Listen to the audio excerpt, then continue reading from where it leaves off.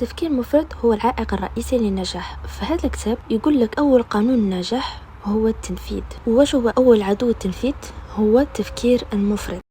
واش يعني أنه أي واحد ينفذ هو إنسان حقق حاجة يتوصلها للنجاح. وسبب التفكير المفرط هو أنك أنت إنسان ذكي بزاف، عندك الجانب المنطقي مسيطر بزاف على جانبك الإبداعي. حسب نظرية العقل الأيمن والأيسر اللي دارها باحث الأمريكي، واش تقول؟ في عقلنا عندنا عقل أيسر والأيمن، العقل المنطقي والإبداعي. لما يكون عندك سيطرة العقل المنطقي نتاعك على إبداعي راح يصير تفكير مفرط، لأن العقل المنطقي ما يرتاحش ويحش روحه واجد حتى يفهم كل تفاصيل، يحلل كل احتمالات ويتجنب خطأ بقدر المستطاع. الزوجة ترفض المخاطرة وراح تقلد المألوف. ثالثة، الصعوبة في اتخاذ قرار. راح نديرو مثال صغير باش نفهم. هذا ياسر راح يمثلنا العقل المنطقي، يعني يعتمد على المراقبة، تحليل وتفكير دقيق واخذ قرارات منطقيه. واش قرر يدير هذا ياسر؟ بغى يفتح مشروع.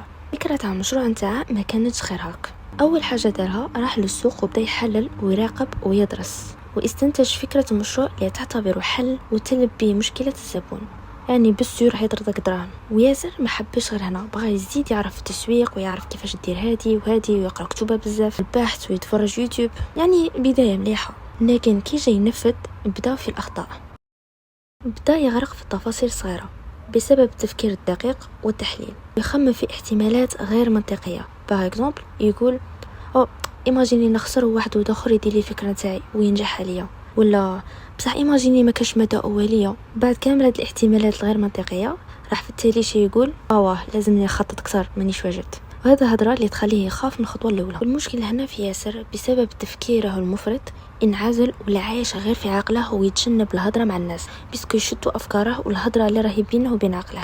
يعني كي مسيو ياسر قرر يبدا، يعني سيبون دار خطه A B C D كاع الحروف، حاط رجله في الحياه الواقعيه وبوم لقاها مشي كما كان حاسب، لان الحياه متمشاش كما تباغي، والخطوه الاولى دائما فيها اخطاء ضروريه.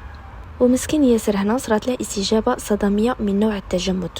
داك الشوك بعد تخمام كبير صارت له نوع من انهيار عقلي وما قدرش يزيد يخمم. ماركيكو حب يبدا من جديد بصح والو، يعني انه ياسر فشل اصلا قبل ما يبدا، ورغم كولي تري انتيليجون وعنده معرفه كبيره. ياسر هنا عمل بدايه مليحه، بصح في التنفيذ خسرها بسبب التفكير المفرط والاحتمالات غير منطقيه والمثاليه، يعني الخطه لازم تكون مثاليه قبل ما يبدا. وبيان سور راح تسقسيني وين راه الحل؟ خلينا نعرف العقليه الابتكاريه وراح نمد لكم الحل.